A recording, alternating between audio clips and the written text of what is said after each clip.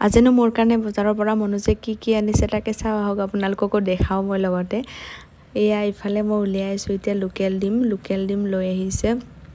বহুত দাম বিচাৰিলেও নাপাওঁ। পোৱাতে মানে 20টা নে কি আনিছে মনোজে, সেইকেইটাই মই এতিয়া ওলাই আছোঁ। আৰু ইফালে এইটো হৈছে কলডিল পঠাই দিছিলে মোক মায়ে ঘৰৰ পৰা।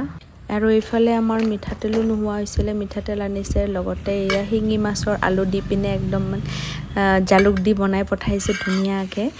আৰু এইফালে আনিছে মধুৰিআমকেইটাও মই ওলাইছোঁ। তাৰপিছত আনিছে এইফালে লাও এফাল আনিছে।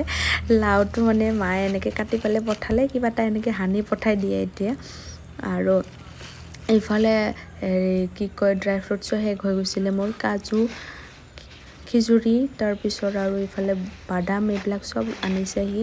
কেঁচা বাদাম খাওঁ মই ৰাতিপুৱা, সেইটোও শেষ হৈ গৈছিলে, সেইটো আনিছে। আৰু তাৰপিছত এনেকৈ কেঁচা মাছো দি পঠাইছে অকণমান।